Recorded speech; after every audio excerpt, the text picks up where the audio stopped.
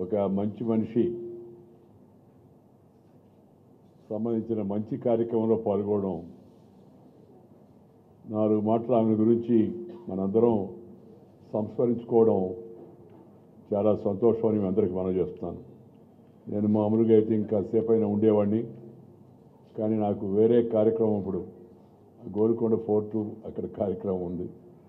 దాని తర్వాత మళ్ళీ ఇంకొక కార్యక్రమం ఉంది. అందువల్ల నేను భగీరథ గారికి చెప్పాను, ఆ సమయం మీరు ముందు చెప్పుంటే నేను అడ్జస్ట్ చేయొద్దును, బట్ ఇప్పుడు అని అంటే సరే రామ్ పర్వాలేదు సార్ ఉదయాన్నే అంటే నేను అన్నాను ఫిలిం నగరు సినిమా వాళ్ళు ఉదయం అంటే పర్వాలేదు సార్ అన్నారు. సంతోషం. ఈరోజు అక్షర నిలబడగలడు అంతసేపు చూడండి, అంతసేపు ఉండగలడు దాంట్లో. మనందరం ఇక్కడ ఏకత్రితమై అందరం ఒక మంచి నటి, మంచి నిర్మాత, మంచి గాయని, ఒక మంచి స్టూడియో అధినేత, వీటన్నిటిని మించి మంచి వ్యక్తి, వారిని గురించి సంస్మరించుకోవడం ఒక మంచి కార్యక్రమం అని చెప్పి నేను భావిస్తున్నాను. 101 సంవత్సరాలు పరిపూర్ణమైన జీవితాన్ని ఏ విధంగా చూసినా పరిపూర్ణమైన జీవితాన్ని గడిపిన ఆమె తెలుగు సినిమా ప్రారంభ దశ నుంచి స్వర్ణయుగం ఈరోజు ప్రపంచ స్థాయికి తెలుగు సినిమా ఎదిగింది. ఇంతవరకు కూడా ఆమె దానికి ఒక ప్రత్యక్ష సాక్షిగా ఉండి మనకందరికీ కొంత ఆదర్శంగా ఉన్నారని చెప్పడం అతిశయోక్తి కాదు. ఆమె ప్రముఖ నటిగానే కాకుండా ఒక నిర్మాతగా ఉండి, స్టూడియో అధినేతగా ఉండి, గాయనిగా ఉండడం అవుతుందో ఆల్ ఇన్ వన్ అన్నట్టుగా ఆయా అన్నిటిలో పేరు తెచ్చుకోవడం చాలా గొప్ప విషయం. దాంతోపాటు మనందరికీ సంతోషం కలిగించే మరొక విషయం ఏంటంటే, మనందరి యొక్క ఆంధ్రుల యొక్క అభిమాన నటుడు శ్రీ నందమూరి తారక రామారావు గారు ఆ సినిమా రంగానికి పరిచయమైన ఆ మన దేశం చిత్రానికి కూడా ఆమె నిర్మాత కావడం చాలా గొప్ప విశేషం. నాటకాల్లో ఇందాక మనకు చెప్పారు, అందువల్ల నేను ఎక్కువగా చెప్పను.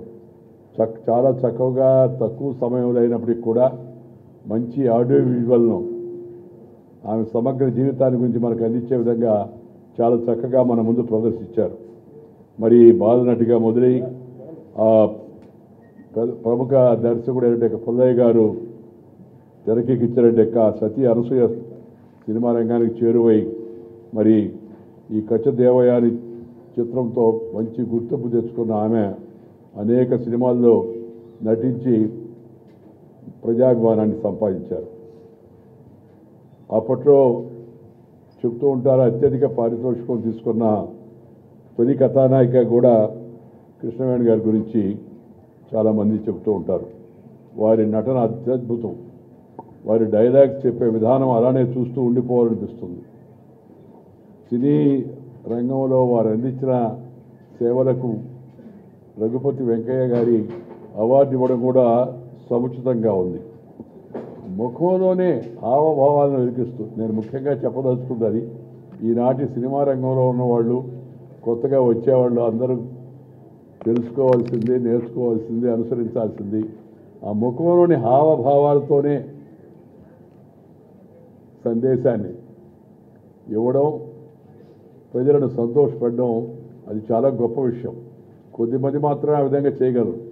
మనం చూసిన వాళ్ళలో రామారావు గారు, అలాగే నాగేశ్వరరావు గారు, తర్వాత మన మందునంటే ఇప్పుడు మురళీమోహన్ గారు, వీళ్ళందరూ కూడా సినిమాల్లో ఒక ఉన్నత ప్రమాణాలు పాటించారు. అందుకని నాకు కృష్ణవేణి గారిని నేను వ్యక్తిగతంగా కలిశాను. జమున గారికి అవార్డు ఇస్తున్నప్పుడు ఆ కార్యక్రమానికి తప్పనిసరిగా రావాలని జమున గారు నన్ను కోరితే అప్పుడు ఆమెను కలుసుకునేందుకు అవకాశం లభించింది. ఆ తర్వాత మొన్న విజయవాడలో వారి ఆఖరి సభలో కూడా పాల్గొనేందుకు అవకాశం కూడా లభించింది. ఉన్నత ప్రమాణాలు, సంస్కారవంతమైన యొక్క నటన దాంతోపాటు మంచి పాటలు శ్రావ్యమైన, అదేవిధంగా వాటి ద్వారా కూడా మంచి సందేశం, మానసిక ఉల్లాసం కలిగించే విధంగా నటించడం అవుతుందో అది చాలా గొప్ప విషయం. నేటి నటులు తెలుసుకోవాల్సిన విషయం అది. ఇప్పుడు సినిమాలో చూస్తున్నాను, నేను మామూలుగా ఎప్పుడు చెప్తూ ఉంటాను, అప్పుడు సినిమాలో తాకకుండానే శృంగారం పలికిచ్చేవాళ్ళు. ఇప్పుడు తాకినా పీకినా గోకినా మనకు ఆ భావన కలగడం లేదు. సినిమా ఎందుకు కదా తయారైపోయింది, ఈ పరిస్థితి మనం ఎందుకు ఎడుతున్నాం? తర్వాత సంభాషణలు సంతోషకరంగా శ్రావ్యంగా ఉండేవి. ఇప్పుడు సంభాషణలు డబుల్ మీనింగ్ పెడితే కానీ, పరుచూరు సోదరులు కూడా ఉన్నారు ఇక్కడ, వారు మంచి రచయితలు అనుకోండి. ఇప్పుడు కొత్తగా రచనలు చేసేవాళ్ళకి నా సలహా ఏంటంటే డబుల్ మీనింగ్ పెట్టబడలేదు, మామూలు మీనింగ్ వచ్చి అసలు మీనింగ్ ఉండేట్టుగా చూడండి చాలు, ఒక అర్థం ఉండేట్టుగా. ఇప్పుడు డబుల్ మీనింగ్ పెట్టి వ్యంగ్యమైనట్టు పదజాలాన్ని ఉపయోగించి, వ్యంగ్యం జీవితంలో ఒక భాగం, నేను కాదన్ను, కానీ వ్యంగ్యం మరీ మితిమీరితే ఏమవుతుందో కూడా మనందరికీ తెలుసు. ఆ తర్వాత బూతు మాటలు వాడితే కానీ జనం హర్షించరు అని ఒక తప్పుడు అభిప్రాయం జనంలో కలిగిపోయింది. నేనేమంటున్నానంటే దానికి ఆ మధ్య వచ్చిన సీతారామయ్య గారి మనవరాలు, లేకపోతే రామోజీరావు గారిని నిర్మించినట్టే అనేక సినిమాలు, ఇంకా పాతాళ భైరవి, పాత రోజులు పోతే గుండమ్మ కథ, ఇలాంటి సినిమాలు మిస్ అమ్మా,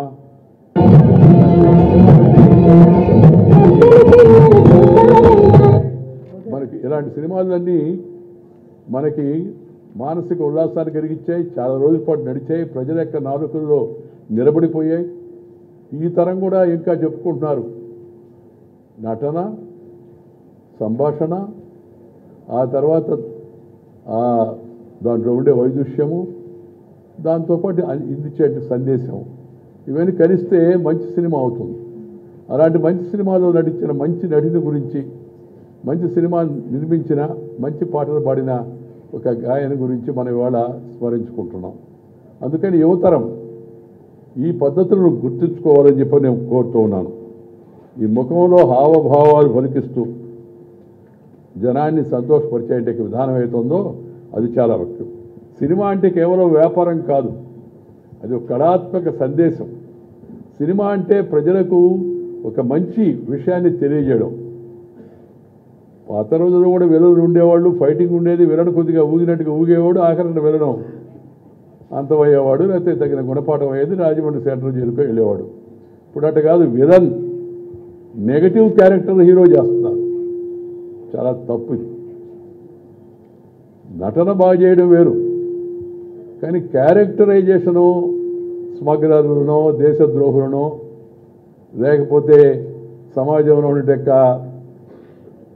తప్పుడు విధానాలు పాటించేవాడనో మనం హీరోయిజం అనిపించకూడదు, చేయకూడదు. అలాంటి ఆదర్శాన్ని పిల్లల ముందు పెట్టకూడదు.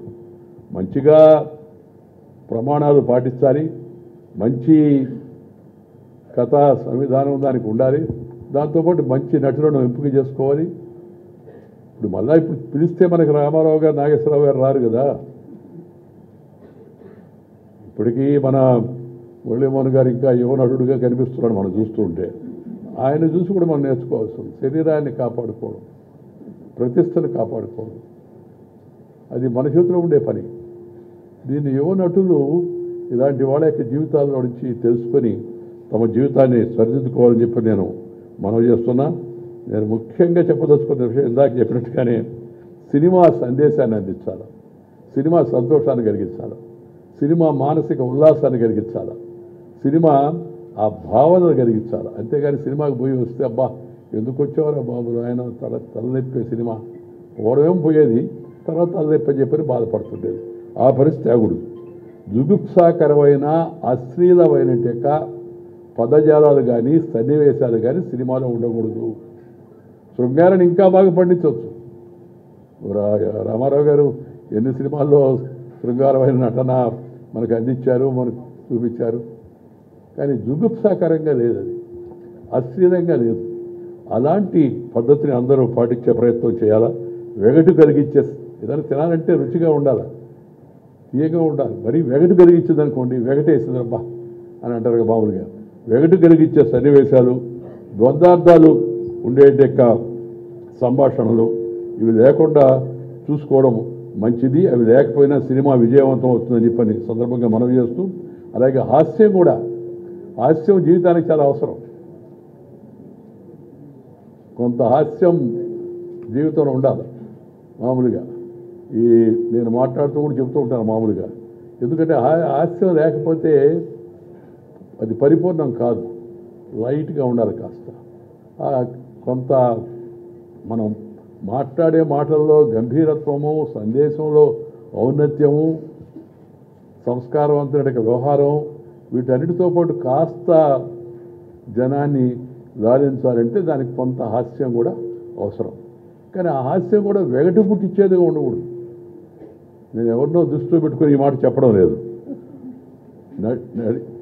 నటులుగా కూడా, హాస్య నటులుగా ఉండేవాడు కూడా చక్కని హావభావాలతో, చక్కని సంభాషణలతో, మంచి అర్థాన్ని కలిగించే వీటితో జనాన్ని సంతోషపెట్టవచ్చు, మంచిగా ఆశీర్వదించుకోవచ్చు. నేను మామూలుగా ఈ చిన్న పల్లెటూరులో పుట్టి రైతు కుటుంబంలో ఉండి రాజ్యాంగం ఉన్నత పదవి దాకా వెళ్ళాను. వెళితే నేను కూడా జీవితంలో మాట్లాడేటప్పుడు కాస్త లైట్గా ఉండేట్టుగా, ఎందుకంటే ఆ రోజుకి ఈ రోజుకి పరిస్థితి మారింది. ఇంతకు ముందులాగా నేను ఇప్పుడు గంభీరంగా 1 గంట 2 గంటల ఉపన్యాసం ఇస్తా ఉంటే వినేవాళ్ళు తగ్గిపోయారు. అటెన్షన్ స్పాన్ అంటారు దాన్ని, అది కూడా బాగా తగ్గిపోయింది. అటెన్షన్ స్పాన్ కూడా తగ్గిపోయింది. దాన్ని దృష్టిలో పెట్టుకొని ఉన్న సమయంలో మంచి సందేశాన్ని ఇవ్వాలా ఎవరైనా కూడా. అందుకని గ్లామర్ అవసరం, గ్రామర్ అవసరం, హ్యూమర్ అవసరం. ఇది కూడా సినిమాల్లో ఉంటే అప్పుడు ఆ సినిమా మంచిగా ముందుకు వెళుతుంది, జనాన్ని సంతోషపెడుతుంది. ఈ సందర్భంగా ఎక్కువగా ప్రసంగం చేయకుండా వారి ఆత్మకు శాంతి కలగాలని, సద్గతులు తప్పనిసరిగా వారికి భగవంతుడు ప్రాప్తింపజేయాలని, తర్వాత వారిని ఆదర్శంగా తీసుకొని నేటి తరం నిర్మాత కావచ్చు, లేకపోతే నటి కావచ్చు, లేకపోతే గాయని కావచ్చు, లేకపోతే ఇంకా ఇతరత్ర పాత్రలు నిర్వహించే వాళ్ళందరూ కూడా అలాంటి ఉన్నతమైన సంస్కారవంతమైన విధానాన్ని ముందుకు తీసుకెళ్లే ప్రయత్నం చేయాలని చెప్పి నేను కోరుకుంటూ, నాకు ఈ అవకాశం కల్పించినందుకు ధన్యవాదాలు తెలియజేస్తూ, నేను ముందుగా చెప్పినట్టుగా నేను మిగతా వాళ్ళందరూ ఉన్నారు, వాళ్ళు మాట్లాడేంత వరకు ఉండలేదు. నేను గోల్కొండ వరకు వెళ్లాల్సి ఉంది కాబట్టి మీ దగ్గర సెలవు తీసుకున్నాను. నమస్కారం, జై హింద్.